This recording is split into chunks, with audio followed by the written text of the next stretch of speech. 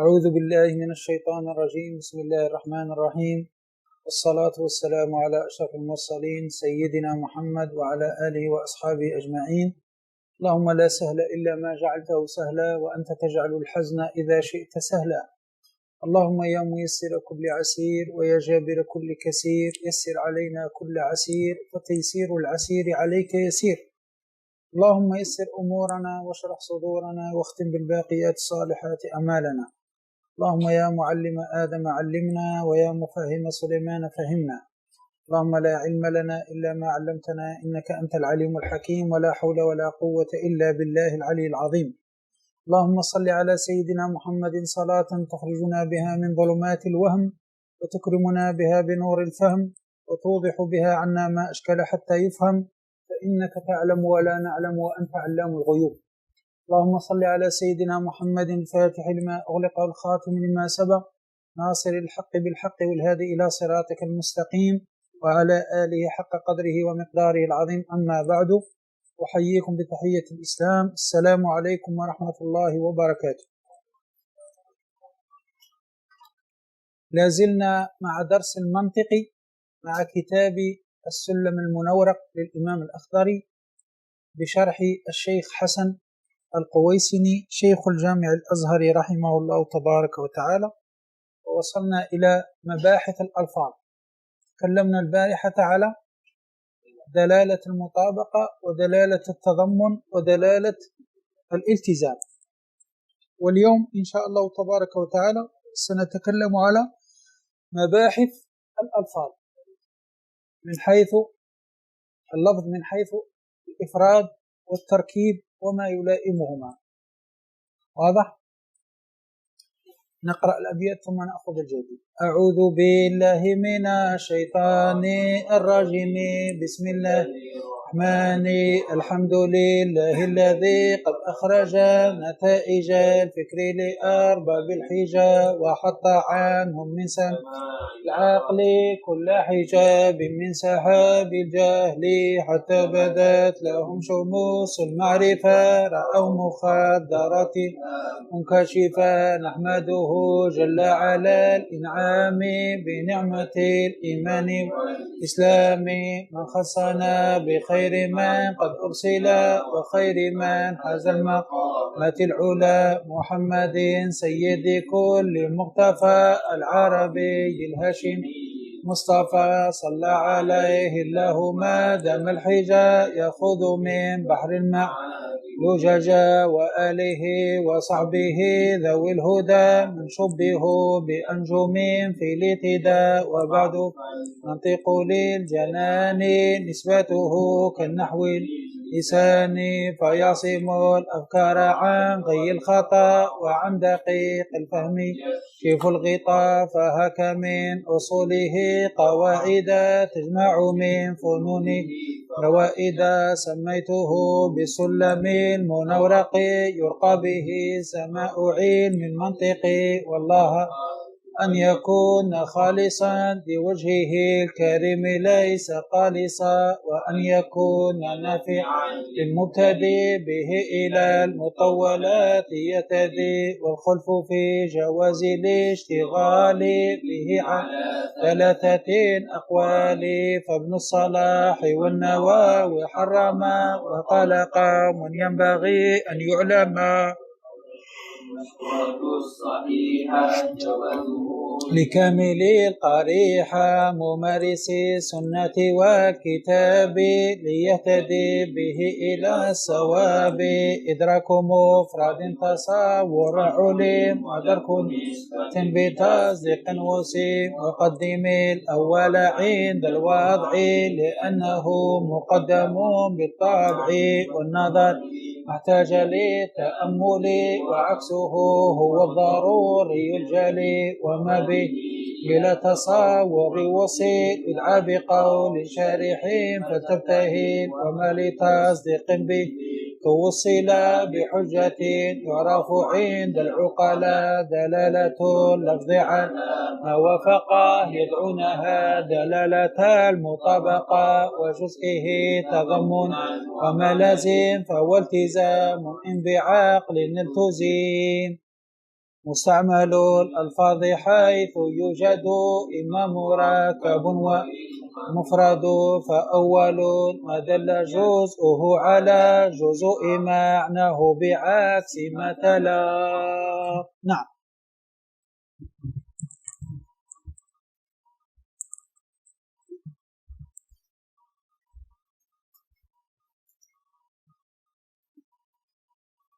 نعم. اقرأ. بسم الله. قال المصنف رحمه الله تعالى ونفعنا بعلومه وعلوم الشيخ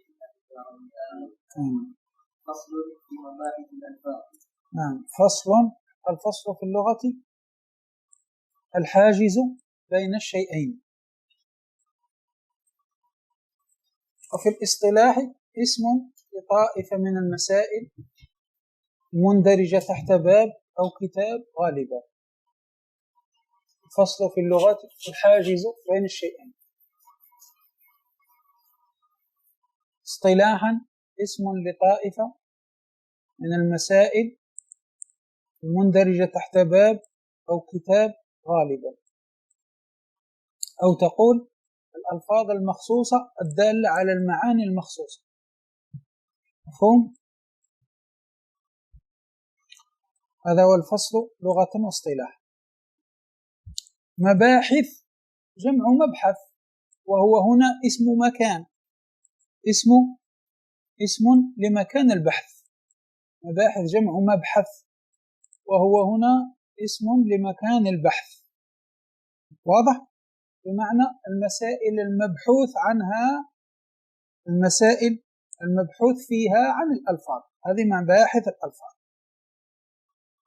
بمعنى المسائل المبحوث فيها عن الألفاظ من جهة الإفراد والتركيب وما يلائمهما كما قال الشيخ. مباحث جمع مبحث كما قال. مفهوم؟ وهو اسم لمكان البحث، وهي المسائل المبحوث فيها عن الألفاظ من ناحية من جهة الإفراد والتركيب. مفهوم يا جماعة؟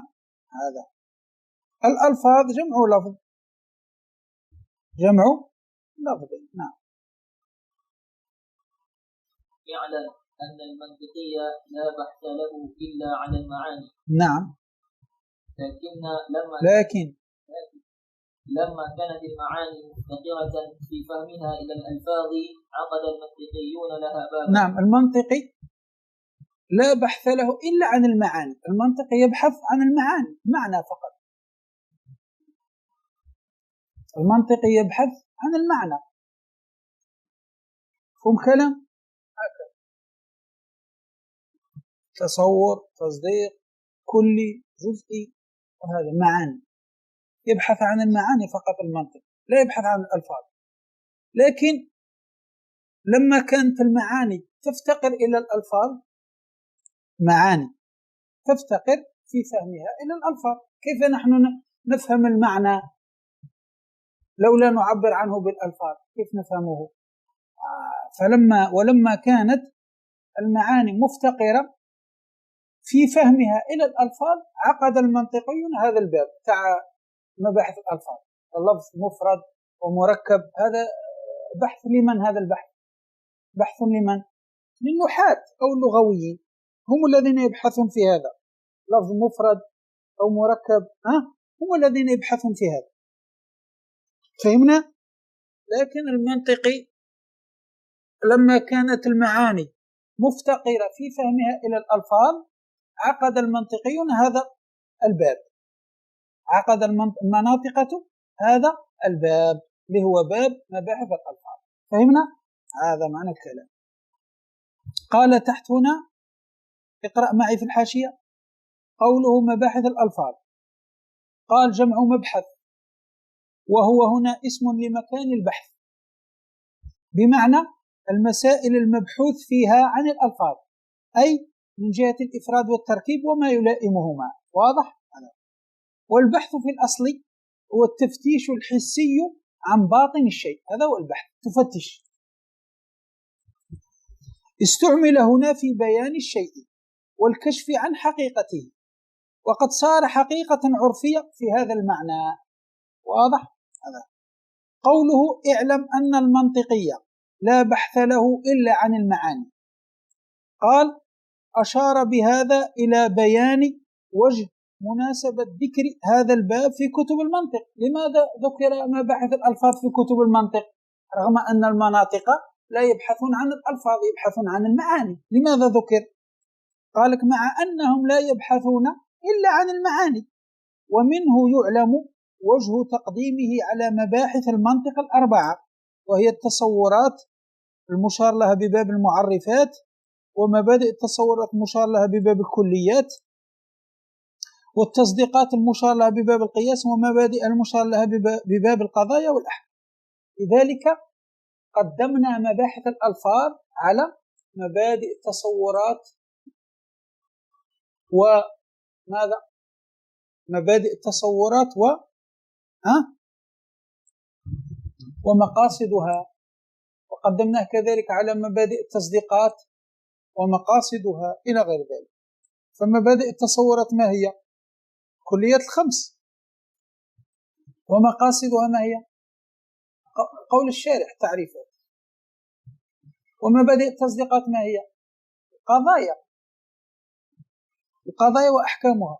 ومقاصدها ما هي؟ القياس بأنواعه. لذلك قدمنا مباحث الألفاظ على ماذا؟ على مباحث المنطق الأربعة.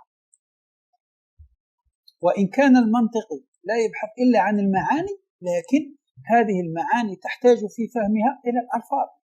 لذلك قدمنا مبحث الألفاظ لكي نفهم المعاني ونعبر عنها بالألفاظ. مفهوم؟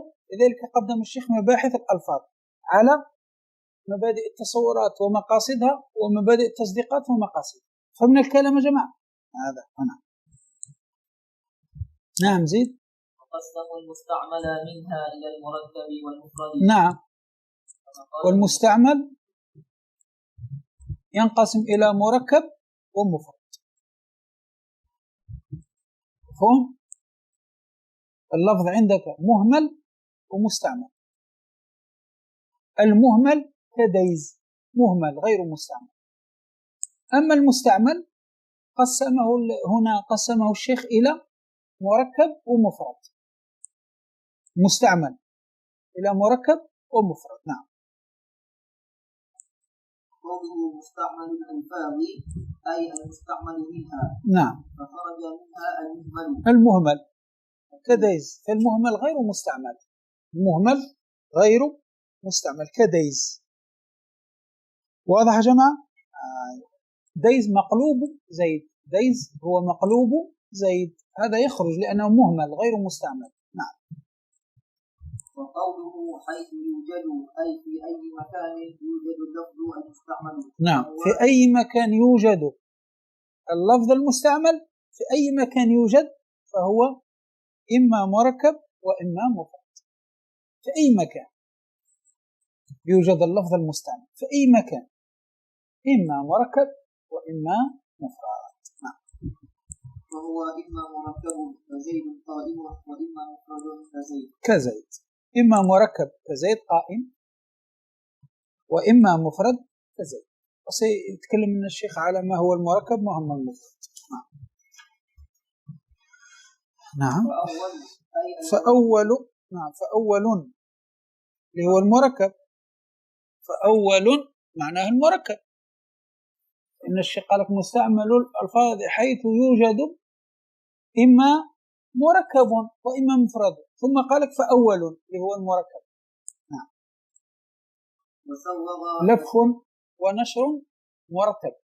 هنا لف ونشر مرتب.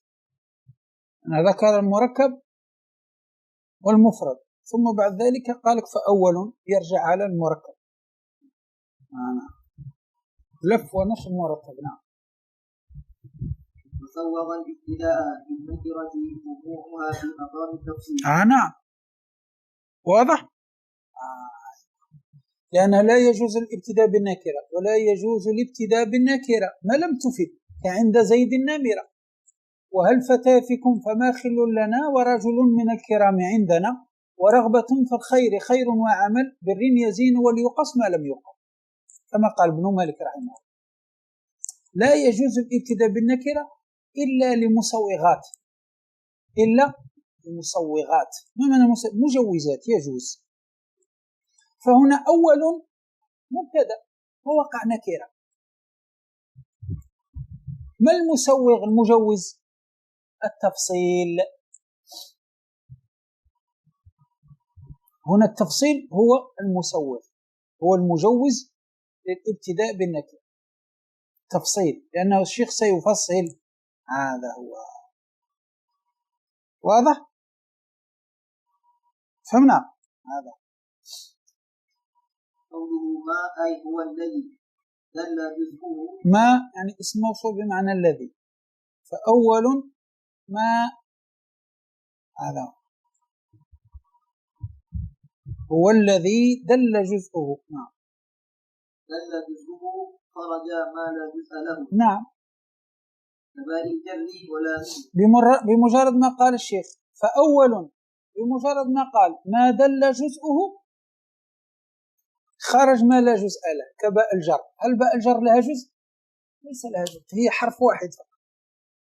وخرج لام الجر، لام الجر هل له جزء؟ ليس له جزء. فهذا سيخرج بقول الشيخ ما دل جزءه، يخرج باء الجر ولامه. مفهوم؟ أيوة. وما له جزء لا يدل. وما له جزء لكن لا يدل، له جزء لكن لا يدل على جزء مما دل عليه المعنى، كزيد، كالزاي والياء والدال مثلا. فهمنا؟ أيوة.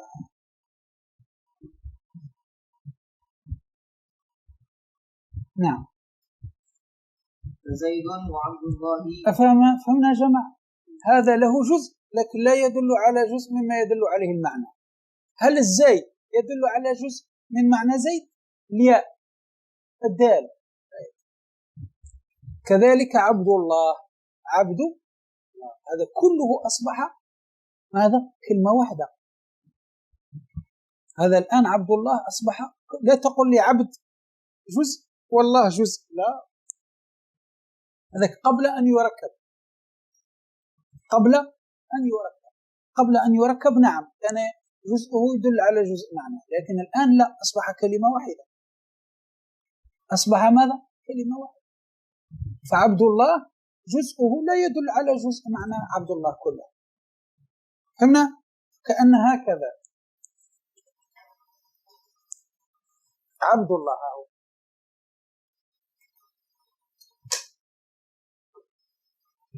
أنا عبد الله هذا ماذا أصبح؟ ماذا أصبح عبد الله؟ كله أصبح ماذا؟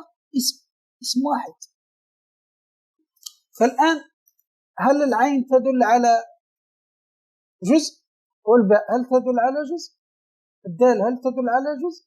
الألف هل تدل على جزء؟ اللام هل تدل على جزء؟ الله هل تدل على جزء؟ لا.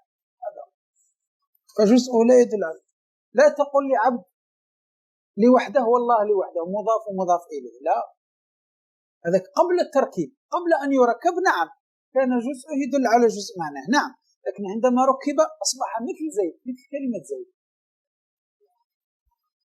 أصبح مثل كلمة زيد، أصبح جزءه لا يدل على جزء معناه. فهمنا؟ سيتكلم الشيخ على هذا. قال وما له جزء لا يدل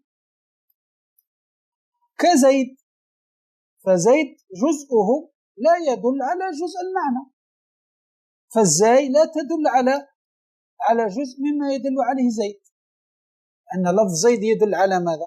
يدل على ذات مسمات بزيد.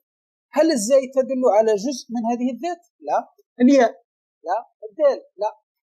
كذلك عبد الله، عبد الله هذا اسم يدل على ذات اسمها عبد الله، فالآن عبد هذه لا تدل على جزء مما يدل عليه عبد الله، كذلك الله لا يدل عليه. لماذا؟ لأن عبد الله أصبحت كلها كلمة واحدة.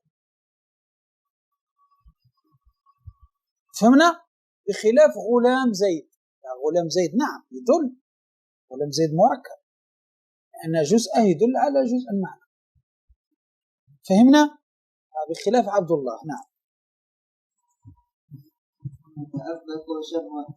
كذلك تأبط شرا. تأبط هذا اسمه ماذا؟ هذا في الأول كان جملة فعلية. كان جملة فعلية في الأول. أصله تأبط فلان شرا. تأبط فعل ماضي، فلان فاعل، شرا مفعول به.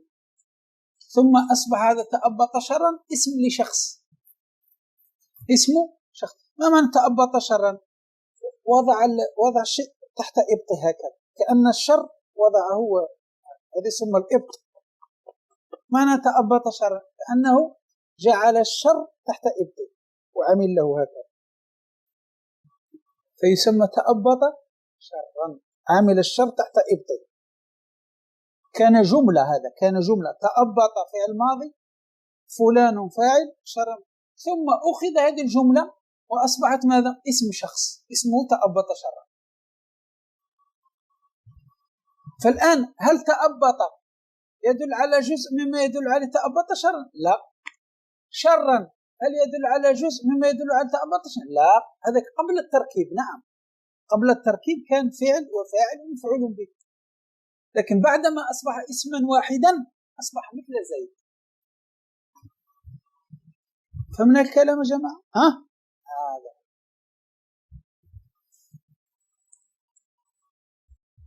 والحيوان الناطق. كذلك الحيوان الناطق لو جعلته علم، الحيوان الناطق هذا كله أصبح اسم علم على فلان. جيت سميت واحد حيوان ناطق، سميت شخص حيوان ناطق، فأصبح اسمه حيوان ناطق. فالآن حيوان هذا لا يدل على جزء مما يدل عليه حيوان ناطق، لأن حيوان ناطق أصبح علم. متى كان يدل؟ قبل التركيب.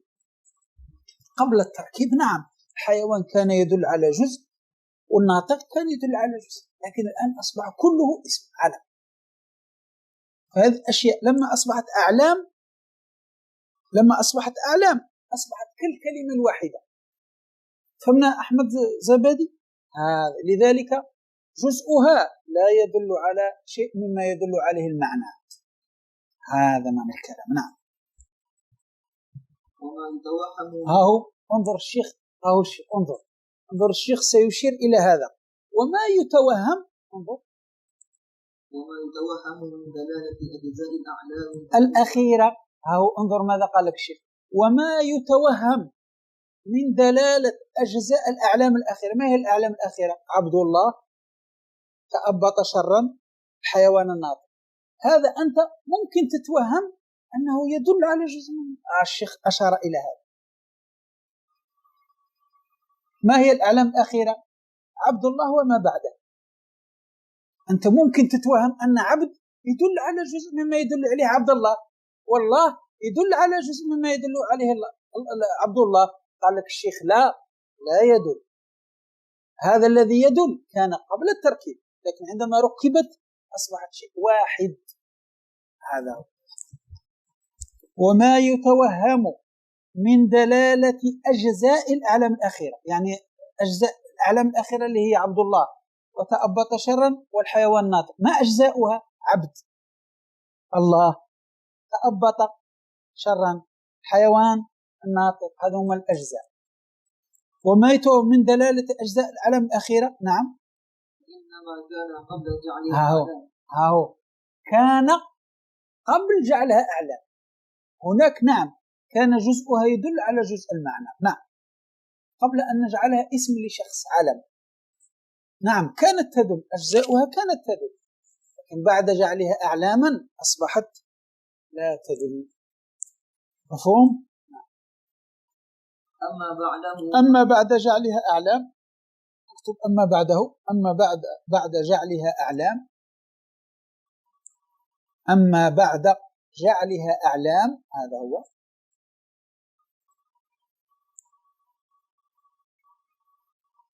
فصارت أجزاؤها كزاي زيد، كما قلنا هنا.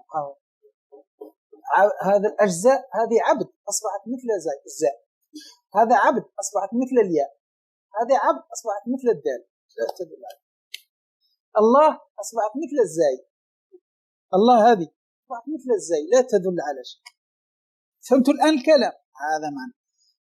أما بعد جعلها أعلاما فصارت أجزاؤها اللي هي عبد والله وتأبط وشرا والحيوان وناطق، هذه الأجزاء أصبحت مثل ماذا؟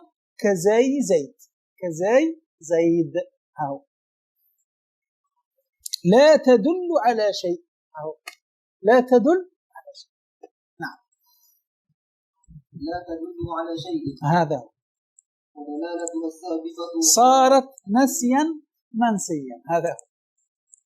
خلاص نسيناها لما جعلناها أعلام، نسينا أن عبد كانت تدل على جزء معنى عبد الله، والله كانت تدل على جزء من ما يدل عليه عبد الله، نسيناها خلاص لأن أصبحت كلمة واحدة وأصبح جزءها كزي زيد. فهمنا الكلام الآن؟ هذا مفهوم الكلام الآن؟ مفهوم؟ هذا هو. فالآن تأبط شرا حيوان ناطق عبد الله إذا جعلت أعلاما فإن أجزاءها لا تدل على جزء مما يدل عليه المعنى. هذا هو. نعم. على جزء معناه، على جزء. نعم على جزء بضم زي لأجل الوزن، لأجل الوزن لكي لا ينكسر البيت. فأول ما دل جزءه على جزء معناه، لأن لو قلنا فأول ما دل جزءه على جزء معناه ينكسر البيت، ينكسر. فلأجل الوزن نقول جزء معناه بعكس ما تلا. هذا هو. على جزء معناه بضم الزاي لأجل الوزن، بضم الزاي لأجل الوزن. نعم كما قال الشيخ. متعلق بدل. نعم هذا الجار والمجرور على جزء متعلق بماذا؟ بدل، دل على جزء، دل على جزء. نعم. فهو تكملة له. نعم فهو تكملة له، لا يخرج به شيء، لا يخرج به شيء. فهم جماعة فأول ما دل جزءه على جزء معناه، هذا تكملة فقط لا يخرج به شيء. انظر الشيخ تحت ماذا قال، تابع معي في الحاشية. قال قوله الأعلام الأخيرة وهي عبد الله وما بعده، قوله بضم الزاي أي لأجل الوزن، قوله تكملة له أي تتميم لذكر متعلقه. وقدم تعريف المركب على تعريف المفرد لأن تعريف المركب بالإيجاب والمفرد بالسلب، ولا يعقل سلب أمر إلا بعد تعقله. فهمنا الآن الكلام ما معنى التكملة له؟ فالآن فأول ما دل جزءه على جزء معنى هذا متعلق بدل، هو تكملة له فقط لا يخرج شيئا، لأن الشيخ قال فأول ما دل جزءه، ما يدل جزءه على جزء معنى هذا لا يخرج شيئا. هذا هو. ثم قال لك الشيخ وقدم تعريف المركب على تعريف المفرد. لماذا الشيخ قدم تعريف المركب على تعريف المفرد؟ قال لك فأول هو المركب عرفه ما دل جزءه على جزء معنى. لماذا قدمه؟ قال لك لأن تعريف المركب بالإيجاب، تعريف المركب بالإيجاب.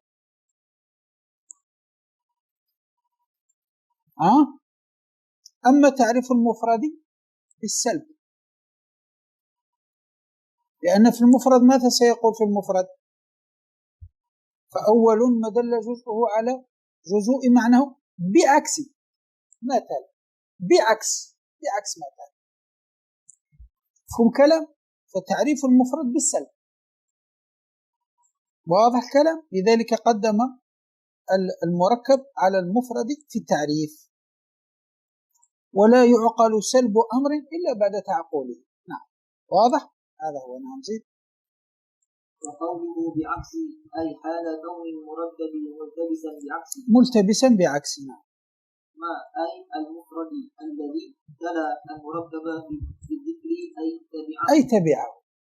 قال بعكس، قال بعكس. واضح؟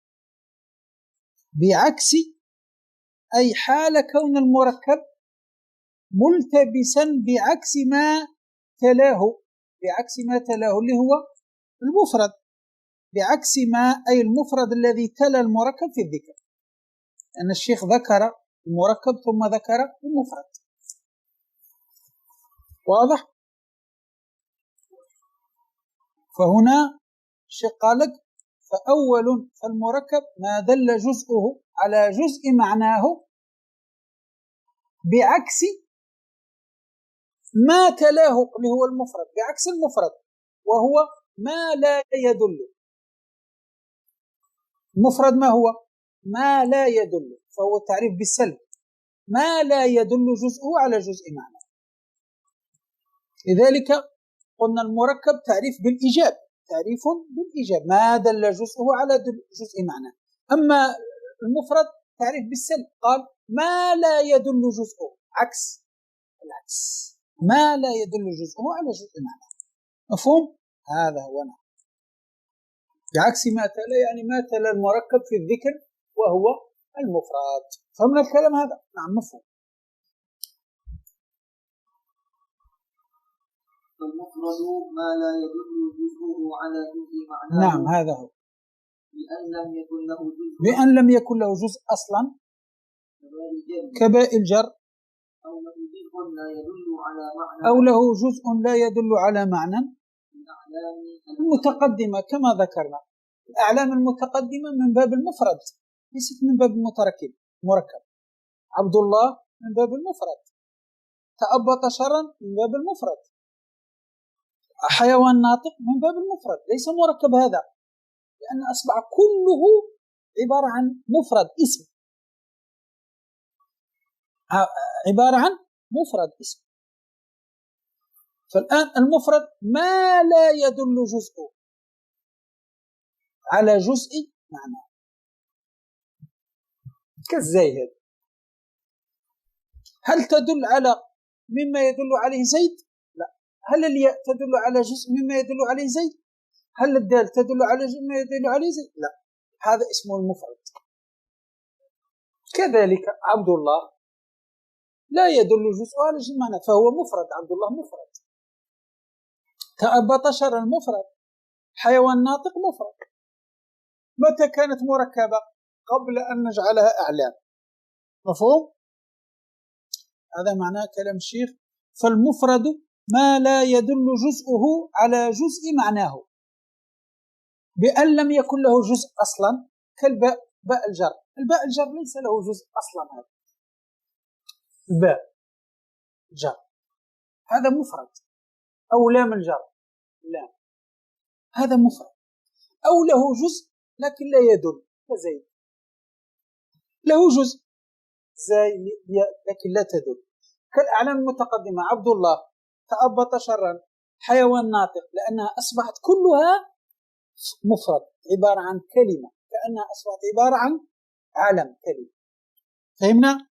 لذلك الشيخ قال هنا بأن لم يكن له جزء كباء الجر، أو له جزء لا يدل على معنى، قال كالأعلام المتقدمة وكلفظ زيد. اقرأ معي تحت في الحاشية، قال قوله أو له جزء أي لا معنى له، كزيد علما. مفهوم؟ كزيد علما. هل زيد جزءه يدل على جزء؟ لا لا لا. أو له جزء ذو معنى لكن لا يدل عليه. أهو أو له جزء يدل على معنى لكن ماذا؟ لا يدل عليه. له معنى لكن لا يدل عليه، نحو عبد الله علما كما قلنا.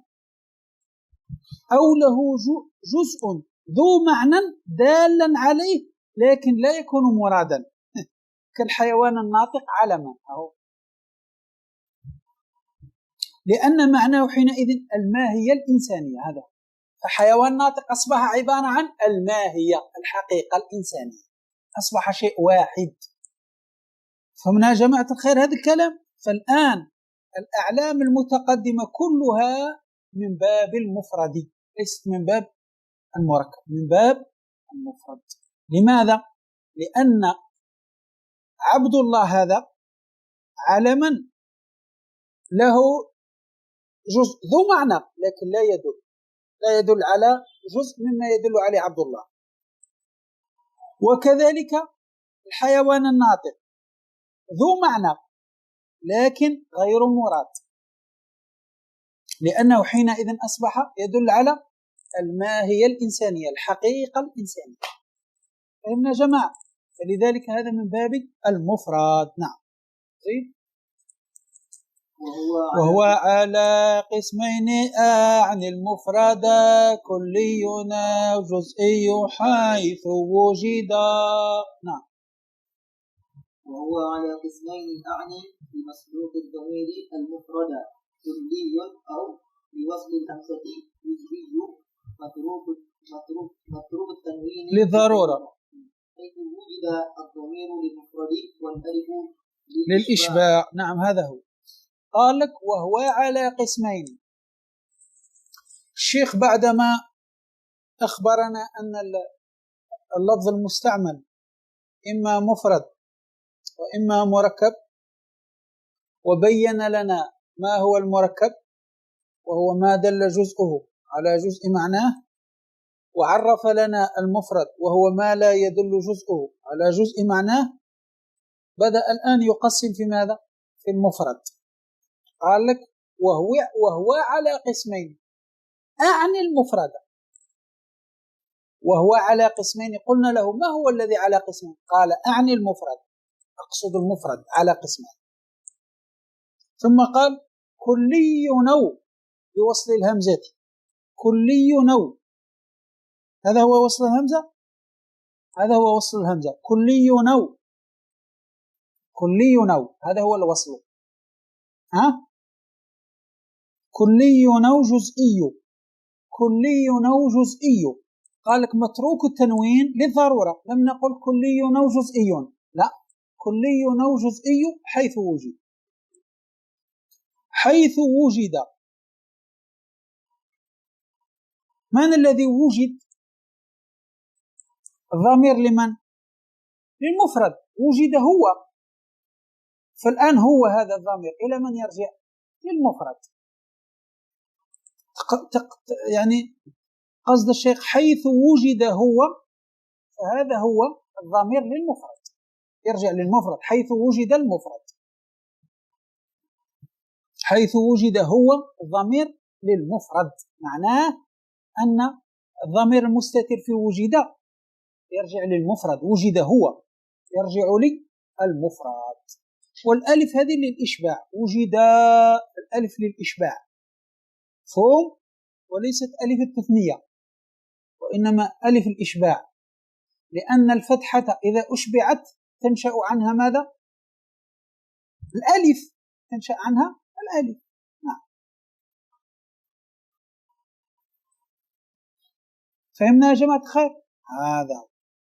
فالآن الشيخ قال وهو على قسمين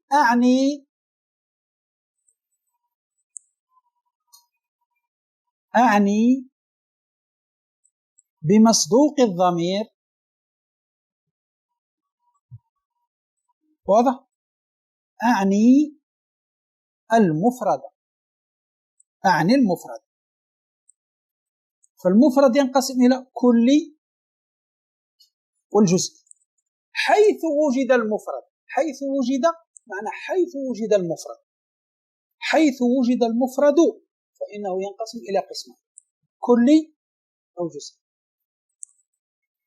هذا معنى وهو على قسمين أعني المفرد كلي أو جزئي حيث وجد، يعني حيث وجد المفرد فهو ينقسم إلى قسمين، كلي أو جزئي. فهمتوا كلام الشيخ؟ هذا معنى كلام الشيخ رحمه الله. تابع معي تحت في الحاشية ماذا قال، نزيد معلومات لأنه فيها معلومات كثيرة. قال قوله أعني هذا زيادة إيضاح. الشيخ كان يكفي أن يقول وهو على قسمين كلي أو جزئي حيث وجد، كان يكفي هذا، لكن هذا زيادة إيضاح لما قال أعني المفرد، هذا زيادة إيضاح. نعم.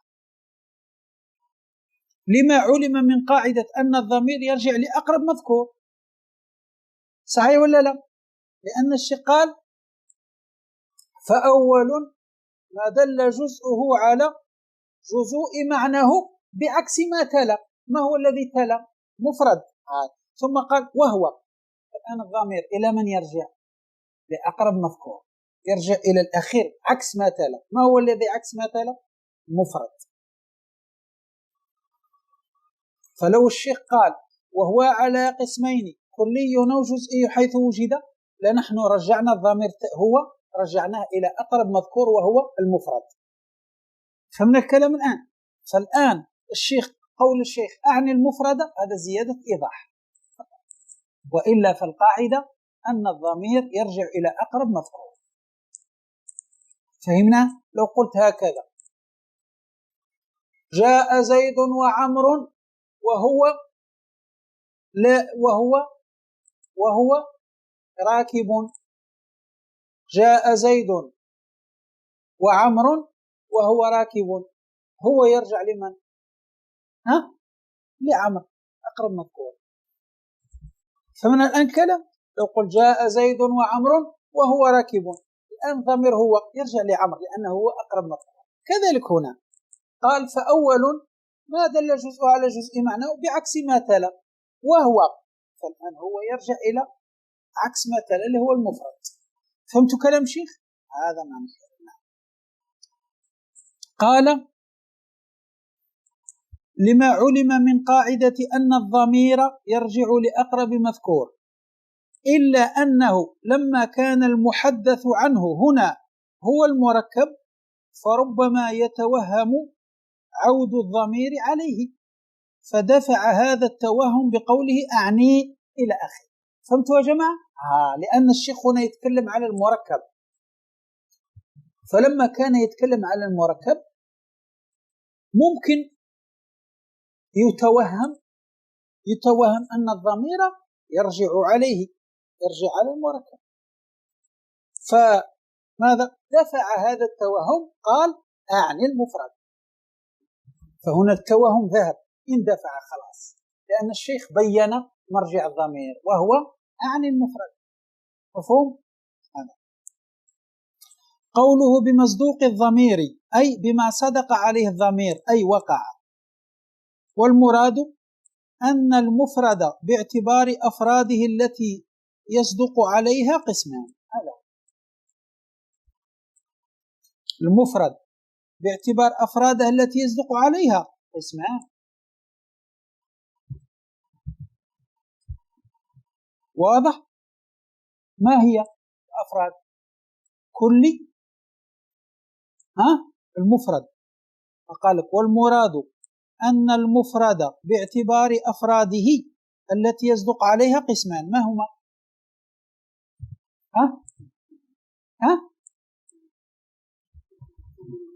كلي وجزء. هذه. وأما باعتبار مفهومه الذي هو ما لا يدل جزءه إلى آخره فهو من الكلي. مفهوم؟ قال بهمزة الوصل، قال بوصل الهمزة يعني إسقاطها بعد نقل حركتها إلى التنوين قبلها. كلي نو، كلي نو، هذا معنى الكلام، يعني إسقاط الهمزة بعد نقل حركتها، واضح؟ بعد نقل حركتها إلى التنوين قبلها. حركة الهمزة هذه نقلناها إلى التنوين قبلها فأصبح كلي نو، كلي نو هذا. وإلا فهمزة الوصل ليست في شيء من الحروف إلا العلاقة. وإلا فهمزة الوصل ليست في شيء من الحروف إلا في على قول. فهمنا يا جماعة الخير؟ هذا معنى قول الشيخ رحمه الله.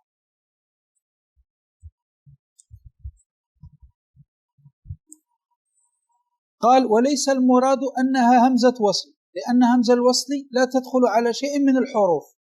همزة الوصل لا تدخل على شيء من الحروف غير أداة التعريف اللي هي ال، إلا أنها لما أشبهت همزة الوصل في السقوط سماها باسمها تنشيطا للسامع بسبب غرابة التعريف. هذا مفهوم يا جماعة؟ كلي أو جزئي حيث وجد. نعم. قوله للإشباع أي لمد الصوت لا للتثنية، هذا هو الإشباع، لأن الفتحة إذا أشبعت تنشأ عنها الألف، فالآن الإشباع معناه مد الصوت لا للتثنية. وكذلك ألف المفرد مفردة بالألف، هذه الألف للإشباع كذلك، ولم ينبه عليها لظهور أمرها. مفهوم؟ هذا معنى قول الحاشية الشيخ في الحاشية. نعم. الساعة كم؟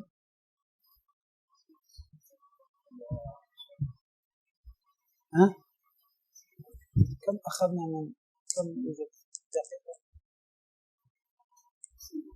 شوف.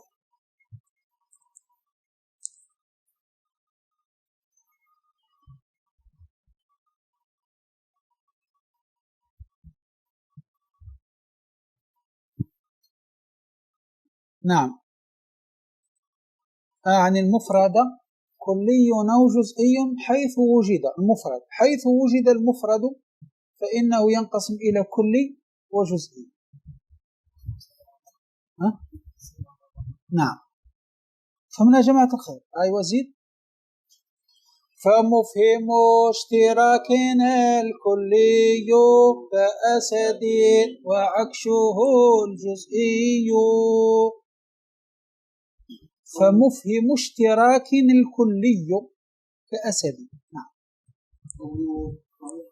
ومفهم اشتراك بين أفراده بمجرد تعقله. نعم. الكلي هذا هو.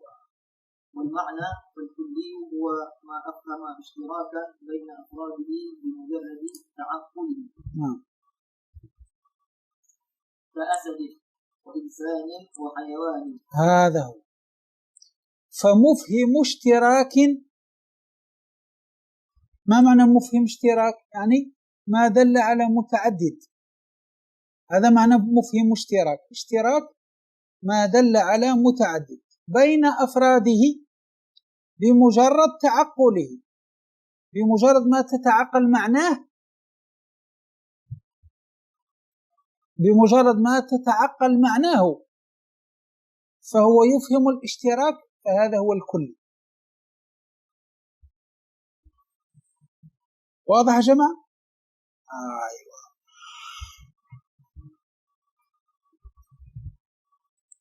فالكلي هو ماذا؟ هو الذي بمجرد تعقل معناه يفهم الاشتراك. يفهم ماذا؟ الاشتراك.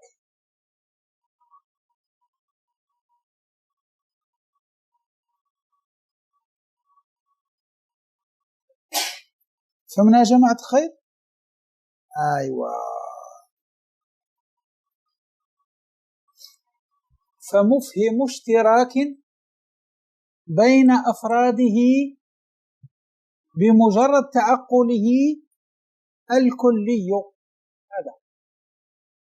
والمعنى فالكلي هو ما أفهم اشتراكا بين أفراده بمجرد تعقله، بمجرد تعقله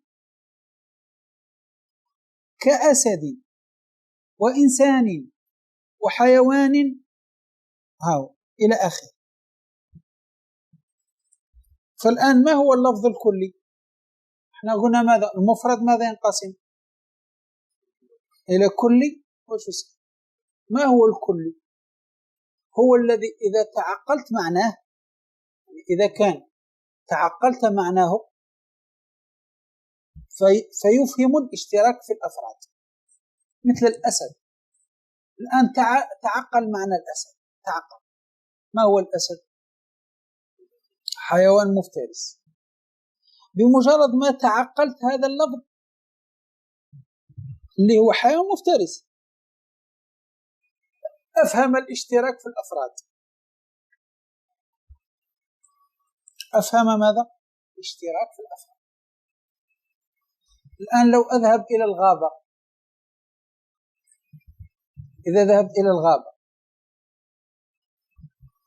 وتعقلت لفظ الإنسان حيوان مفترس، وجيت إلى الغابة ووجدت أفراد، كل واحد أسد أسد أسد أسد أسد أسد أسد أسد، كل الأفراد تشترك، كل الأفراد تشترك في هذا اللفظ.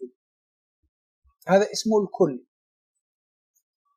الكلي هو الذي إذا تعقلت معناه، تعقلت يفهم الاشتراك في الأفراد بين الأفراد، مثل الأسد.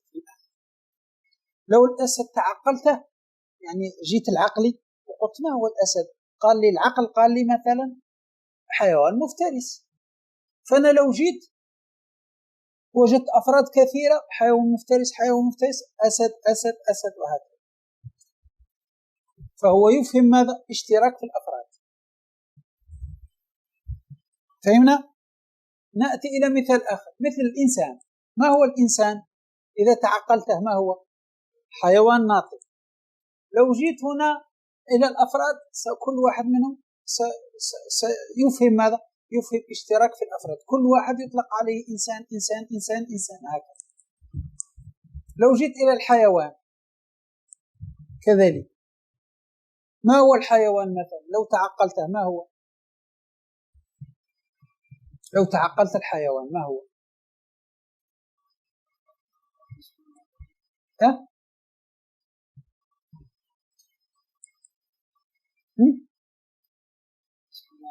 ما مثلا قل جسم نامي ولا جسم متحرك مثلا، كذلك هذا جسم نامي وهذا جسم نامي، هذا فيطلق على حيوان حيوان حيوان حيوان. ويأتي إلى الفرس كذلك جسم نامي يطلق عليه حيوان، الكلب كذلك، القط كذلك، الأسد كذلك، وهكذا إلى غير ذلك. فالآن الكلي ما هو؟ الكلي هو الذي لو تعقلته يفهم الاشتراك بين أفراده، يصدق على مثلا أفراد كثيرة، يصدق على أفراد كثيرة، هذا يسمى ماذا؟ الكلي.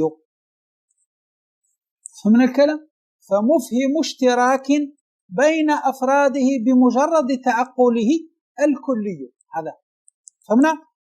والمعنى فالكلي هو ما أفهم اشتراكا بين أفراده بمجرد تعقله. هذا الأفراد كلهم يشتركون في لفظ الإنسان، كل هذا الأفراد يشتركوا في ماذا؟ في لفظ الإنسان.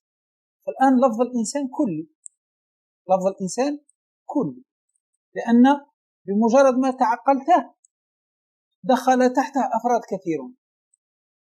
فهمنا يا جماعة؟ كذلك الحيوان، كذلك الإنسان، كذلك النبات، وهكذا يسمى كل. اقرأ معي في الحاشية تحت. قال فمفهم اشتراك، أي المراد به ما دل على متعدد. هذا هو المفهم اشتراك، دل على متعدد، لأن لفظ الإنسان دل على متعدد، على أفراد متعددة. نعم، هذا معنى اشتراك. قوله بمجرد تعقله، أي بتعقل معناه، بمجرد ما تتعقل معناه. والإنسان تعقلت معناه هو حيوان ناطق، من غير نظر لأمر خارج آخر، من غير أن تنظر إلى أمر خارج آخر، لا، بمجرد التعقل، لا بالنظر إلى أمر خارج عن التعقل، لا، في عقلك. ليشمل من حصر في فرد بحسب الواقع، فإن عدم إفهام الاشتراك فيه إنما هو لأمر آخر خارج عن العقل. فالآن لا، نحن ما أفهم في العقل فقط، لا ننظر إلى أمر خارج آخر، لا ننظر، إنما ننظر إلى لو تعقلته ما هو الإنسان. لو تعقلته، أردت أن تتعقله، حيوان ناطق، وهكذا. والأمر الآخر هو العلم بعدم التعدد في الواقع، فهذا الدليل خارج عن اللفظ، واللفظ باعتبار ذاته مفهم للاشتراك كما قال الشيخ رحمه الله. قوله فالكلي هو إلى آخر كلمة. كلمة ما جنس في التعريف، جنس، فالكلي هو ما هو الذي، فهذه ما جنس في التعريف واقعة على لفظ. واضح الكلام يا جماعة؟ هذا هو.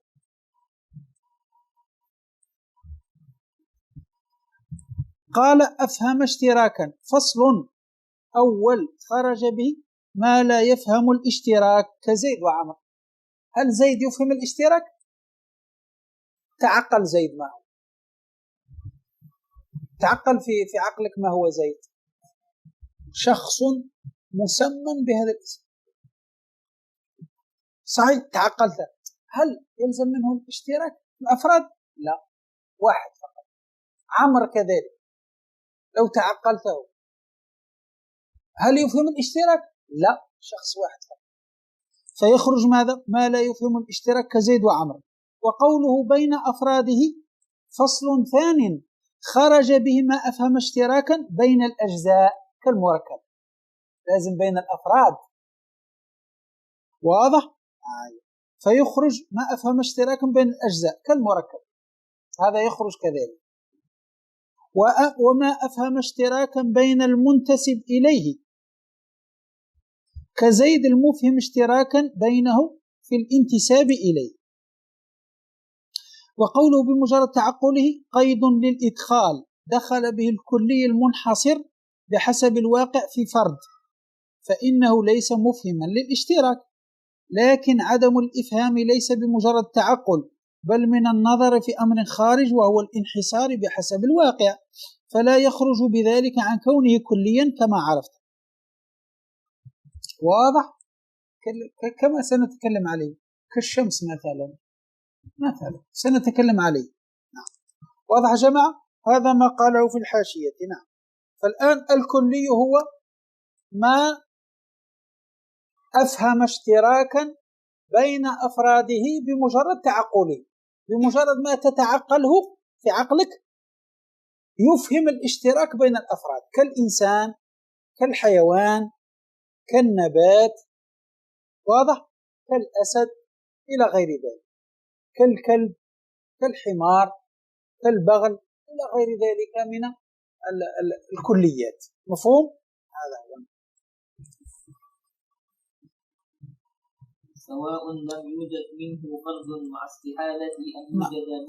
هنا الشيخ رحمه الله سيقسم الكلي إلى كلي لم يوجد من أفراده فرد، إما مع الاستحالة كالجمع بين الضدين، أو مع الإمكان لكن لم يوجد كبحر من زئبق مثلا. مفهوم؟ سيقسم الكلي إلى هذا التقسيم: كلي لم يوجد منه فرد إما مع الاستحالة، اسمح لي أرد على هذا. السلام عليكم. عليك السلام ورحمة الله. ما شاء الله ما شاء الله، جيد جيد جيد.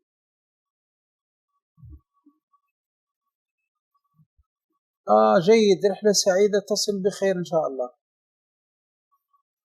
تصل بخير وعلى خير إن شاء الله يا مولانا. كنت أريد أن أقول شيء لكن نحن في المباشر، لا أقول شيء،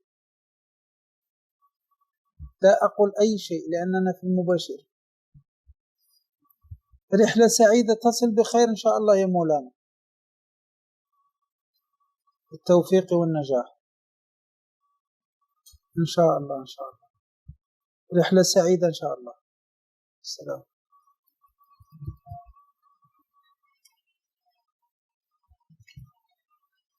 قلنا الشيخ سيقسم الكل إلى كلي لم يوجد منه فرد إما مع الاستحالة وإما مع الإمكان، هذا الأول اسمين، أو وجد منه فرد واحد إما مع استحالة التعدد، استحالة غيره، أو مع إمكان غيره، هذو اثنين.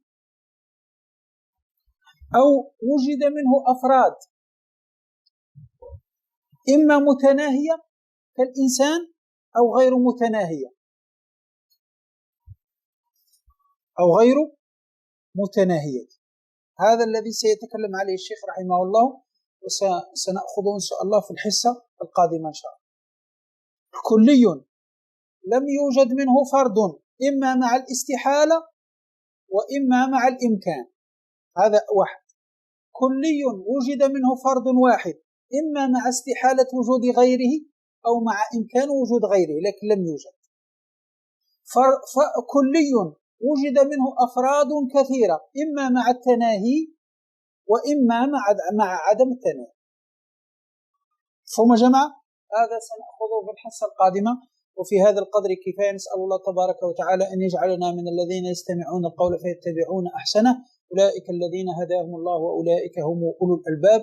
وصلى الله وسلم وبارك على سيدنا محمد وعلى آله وصحبه وسلم، والحمد لله رب العالمين.